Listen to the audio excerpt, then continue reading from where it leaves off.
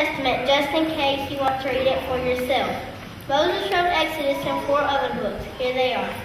Let's sing the Moses, Moses. Let's sing the Moses, for he wrote the law. First Genesis, then Exodus, Leviticus, and Numbers. The last is Deuteronomy. There are 5 books in all. We have learned about Moses, and we think he was a great guy. God thought he was too. But first, here's how it all started. Prime Minister Joseph was dead. All Egypt shared his family's sadness.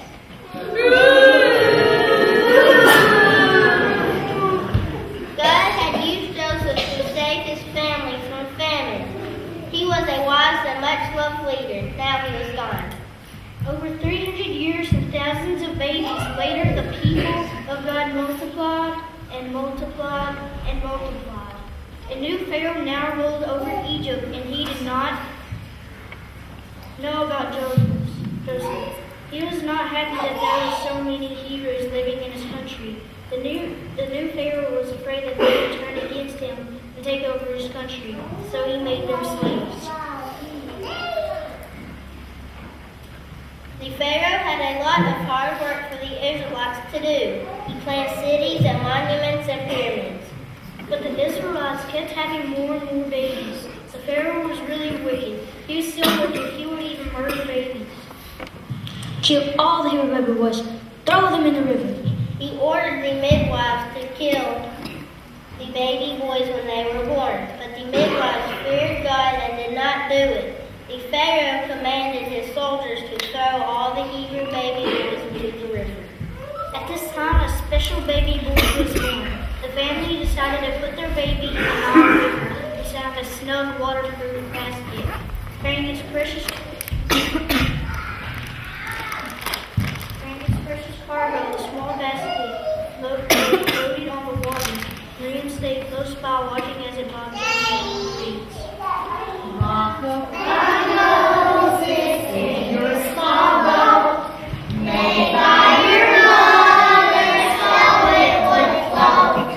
God made you special, a baby dear, rocking and sleeping without any fear. The daughter of Pharaoh came down to the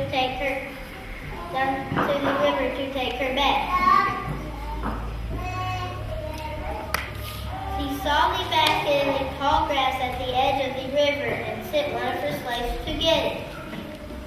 When the princess looked in the basket, the baby was crying and she felt sorry for him. She knew he was a Hebrew baby. She may have even talked to the way many grown-ups do. She may have even said, "Coochie-coo," in Egyptian, of course. Miriam ran to the princess and offered to get a Hebrew nurse for the baby. The princess agreed.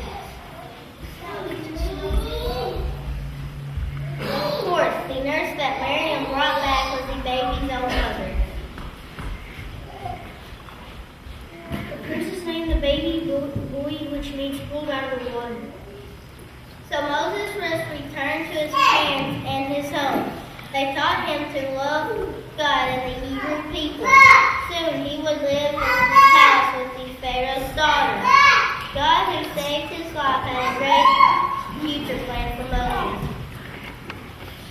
He's got the whole world in his hands. He's got the whole world in his hands. He's got the whole world in his hands. He's got the whole world in his hands.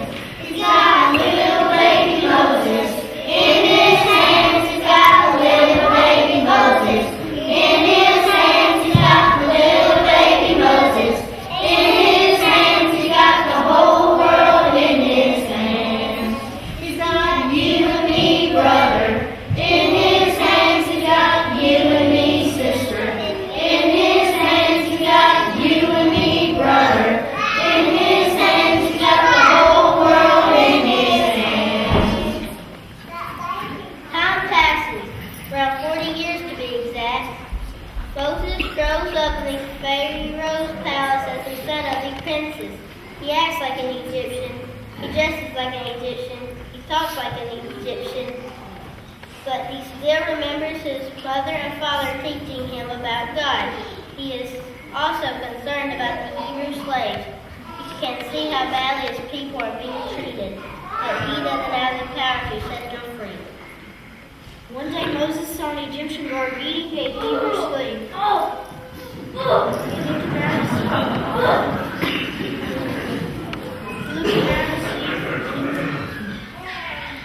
He looked around to see if anyone was watching.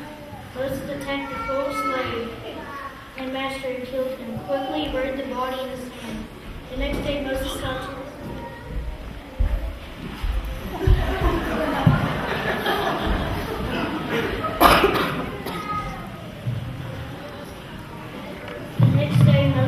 two of the slaves fighting each other.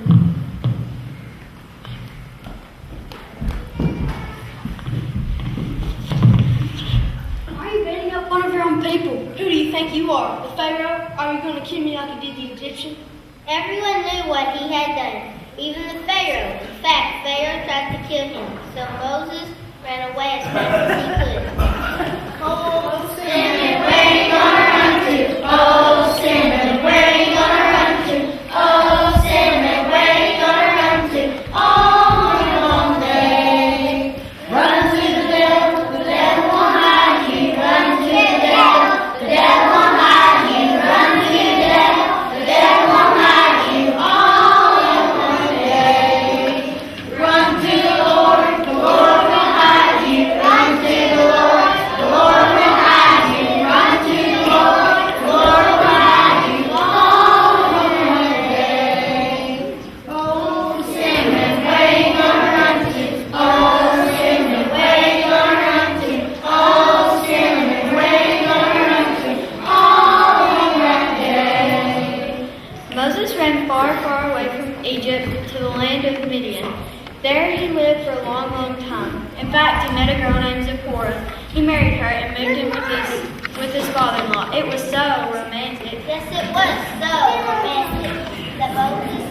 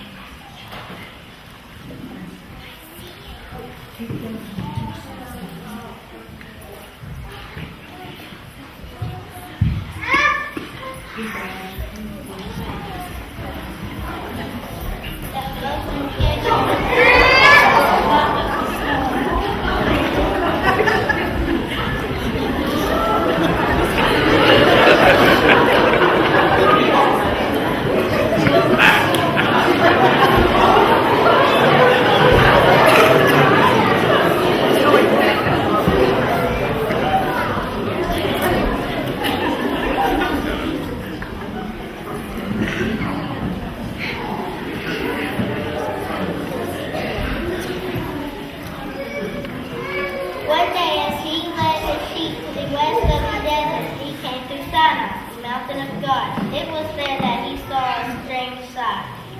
It was a burning bush. No, it was a bush on fire, but the fire wasn't burning up the bush. Moses decided to find out why, but a voice stopped him. It was the voice of God. Moses! Moses! Here I am. Don't come any closer, Moses. Take off your sandals. You are standing on holy ground.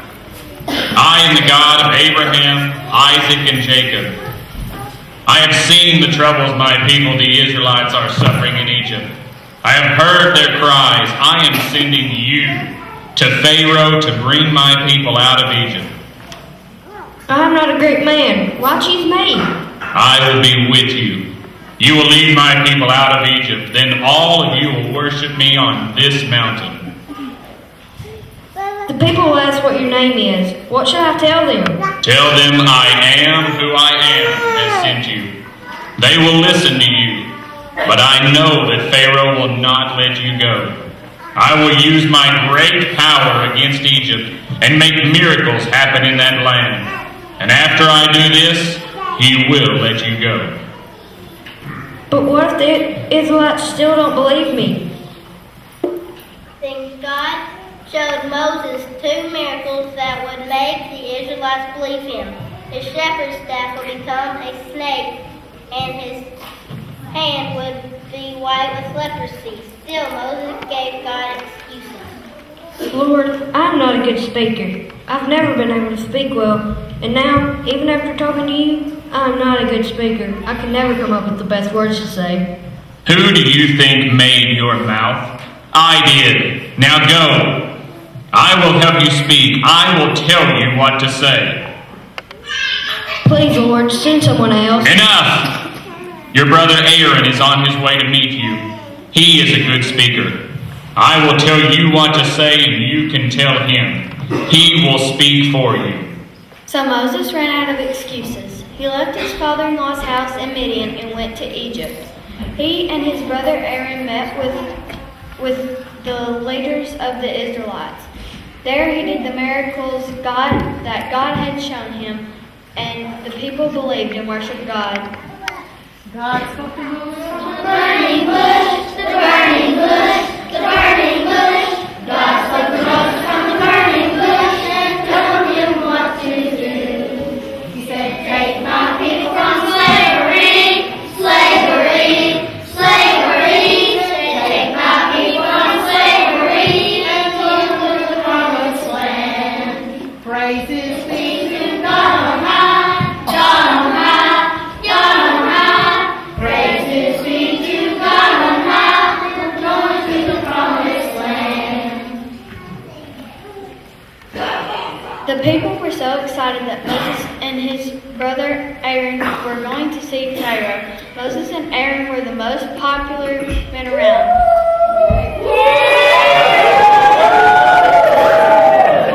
To the people, they were superheroes. Pharaoh, Pharaoh. Oh, they let my people go. Pharaoh, Pharaoh. Oh, they let my people go. Pumped up by all the support, Moses and Aaron went bravely into the court of Pharaoh and asked the king to let the Israelites go into the desert for just 3 days to worship God. You must be kidding. Let the Israelites go into the desert for 3 days? Absolutely not. Get back to work. And I won't provide you with any more straw. You'll have to collect your own from now on, and you'll make the same number as bricks as before. The Israelites had to work harder than ever as slaves. Moses and Aaron were no longer their heroes. They blamed them for their troubles. This is all your fault. Pharaoh. Pharaoh. Oh, they let my people go.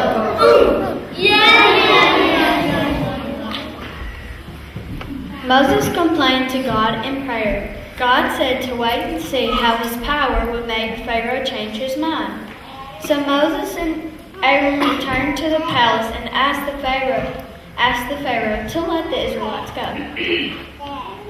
They performed the snake miracle and the election miracle. Then Pharaoh's magicians did tricks that were similar. Pharaoh would not let the Israelites go. It was time for God to show his power through Moses. Pharaoh, God says let my people go. No. So Moses had Aaron strike the waters of the Nile with his staff, and the water became blood.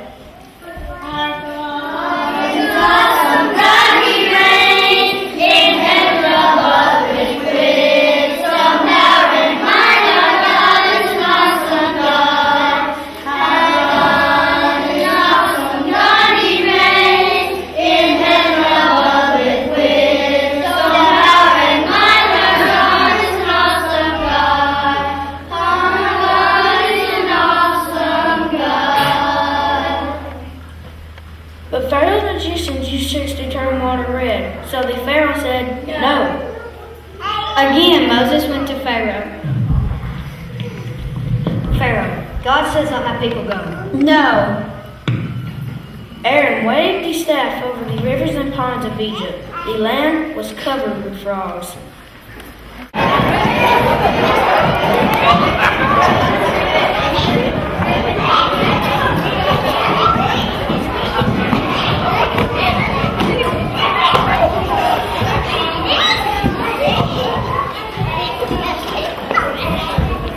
Pharaoh called Moses and Aaron to his house.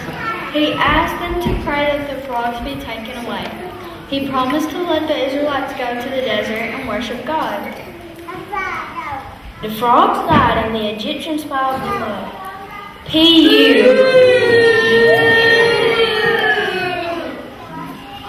But Pharaoh changed his mind. He still said No. Again, Moses went to Pharaoh. Pharaoh, God says let my people go. No. So Aaron struck the dust on the ground. Thousands and thousands of gnats swarmed all over his land. They were on the people. They were on the animals. They got into their eyes, their noses, their mouths. Everyone was miserable. The gnats continued to plague the people. Still, Pharaoh said no. Flies were everywhere, in their houses, in their food, everywhere. But no flies were in the homes of the Israelites where they lived in the land of Goshen. Pharaoh promised again to let the Israelites go in the desert if the flies went away. Once they disappeared, he changed his mind again and said no. The next plague God sent was a disease in all their animals. All the animals in Egypt got sick and died. But not the animals of Goshen that belonged to the Israelites. But the king was still stubborn. He would not let God's people go. Again, he said no. Then Moses and Aaron threw ashes from a furnace into the air. The Egyptians got sores and boils all over their bodies. Even the animals that did not die got sores. Everyone in Egypt was in pain, even the Pharaoh. But still, he said no. Moses told Pharaoh that the next day a terrible hailstorm would hit Egypt. The hail would be so large that it would kill any animals not inside a house. Some of Pharaoh's officers believed Moses and moved their families and animals inside, but some did not. When the hail fell, it killed the people and the animals. It destroyed the crops. The flax was in bloom and the barley was ripe. It was all ruined. Then, when Moses raised his hands, the hail stopped. But Pharaoh was stubborn. He still would not let God's people go. Again, he said no. The officers complained to Pharaoh about all the things that were happening in Egypt. They asked the Pharaoh to listen to Moses and let the people go. But Pharaoh would not listen. So Moses raised his staff. A strong wind blew from the east.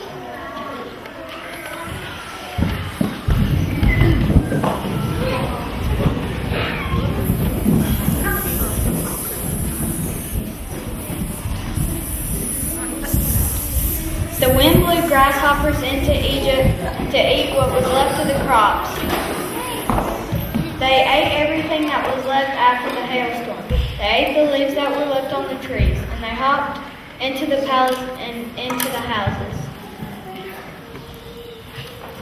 Pharaoh said that he had sinned against the God of Israel. He asked Moses to pray to his God and stop the plague. Again, he promised to let the people go. Moses prayed, and a west wind blew the locusts into the Red Sea. But Pharaoh changed his mind. Again, he said, no. Moses raised his hand toward the sky, and it became dark. So dark they could feel it dark, like it is in a cave. The darkness stayed in Egypt for 3 days. But it was light where the Israelites lived in Goshen. And again, that Pharaoh promised to let the people go worship God. Then he changed his mind. He was now so angry with Moses that he threatened him. Go. Don't come here again. If you do, you will die. I'll do as you say, Pharaoh. I'll not come to see you again. Just know that the worst plague that you can imagine will happen. Every firstborn son in Egypt will die, whether animal or man. Then you'll let God's people go.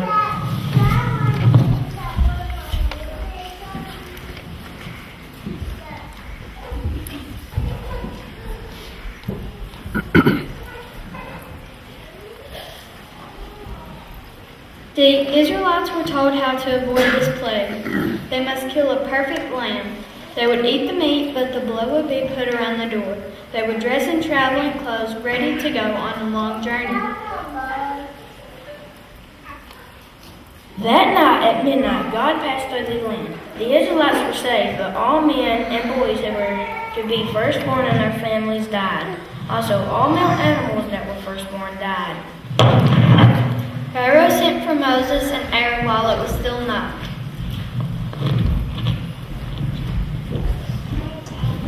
Go, do as you have asked. Take all the Israelites and what they own and leave.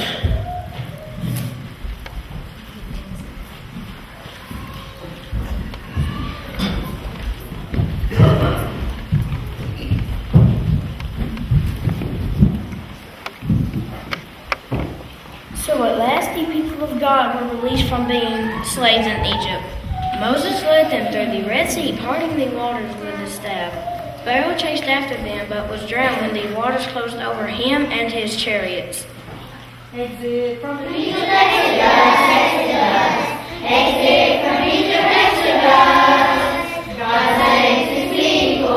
God saves his people. Exit from Egypt, Exodus. Exit from Egypt, Exodus. Exodus. Exit from Egypt, Exodus. God saves his people. God saves his people. Exit from Egypt, Exodus. At last the people were free through the power of God. They were on their way back to Canaan, led by a pillar of cloud by day and fire by night, to where Joseph's family lived 300 years before. I am bound for the promised land. I am bound for the promised land. Oh, will come and go with me. I am bound for the promised land. Moses went up on Mount Sinai where he received the 10 Commandments written on stone by God. No other gods before me. You shall not make any carved images. You shall not take the name of God in vain. Remember the Sabbath day to keep it holy. Honor your father and mother. You shall not murder. You shall not commit adultery. You shall not steal. You shall not bear false witness. You shall not covet your neighbor's goods. Today we are told that these laws depend on two more important laws which are given by Jesus in the New Testament. These are the laws that apply to all Christians. If we follow these 2 commandments, then Jesus said that we have followed all the laws in the Old Testament. You shall love the Lord your God with all your heart,